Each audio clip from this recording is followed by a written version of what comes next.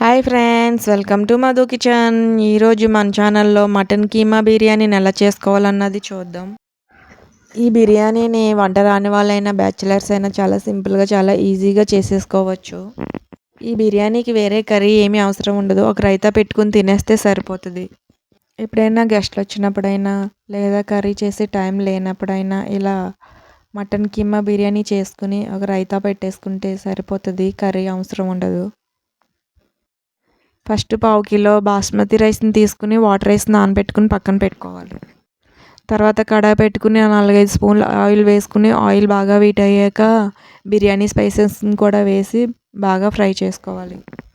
Oil లైట్గా fry అయ్యాక గుప్పుడు జీడిపప్పు, మీడియం సైజు ఆనియన్, 2-3 పచ్చిమిర్చి వేసి బాగా ఫ్రై చేసుకోవాలి.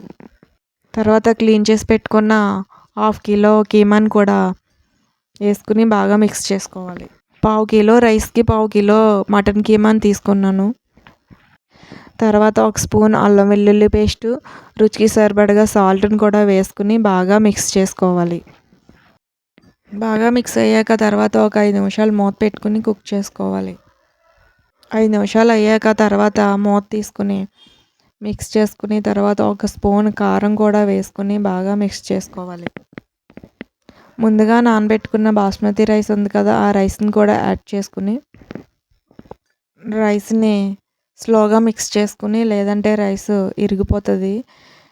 మిక్స్ చేసాక ముందుగా వాష్ చేసి పెట్టుకున్న ఒక గుప్పెడు కొత్తిమీరని కూడా వేసుకుని, కొత్తిమీర వేసుకున్నాక ఒక గ్లాసు రైస్కి 2 గ్లాసులు నీళ్ళు వేసుకుని బాగా మిక్స్ చేసుకుని తర్వాత మూత పెట్టుకుని ఒక 2 నిమిషాలు కుక్ చేసుకోవాలి.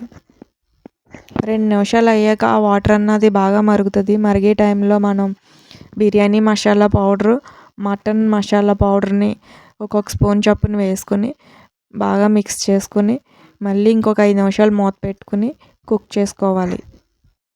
50% కుక్ అయ్యాక ఒక 2 స్పూన్ల నెయ్యిని కూడా వేసుకుని మిక్స్ చేసుకోవాలి. నెయ్యి అన్నది ఆప్షన్, మీకు ఇష్టమైతే వేసుకోండి, లేకపోతే స్కిప్ చేసేయచ్చు.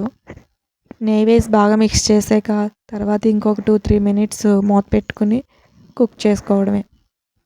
చూసారు కదా, బిర్యానీ అన్నది కుక్ అయిపోయింది, పొడి పొడిలాడుతూ ఉంటుంది. ఫైనల్గా కొత్తిమీర జల్లుకుని సర్వ్ చేసుకోవడమే.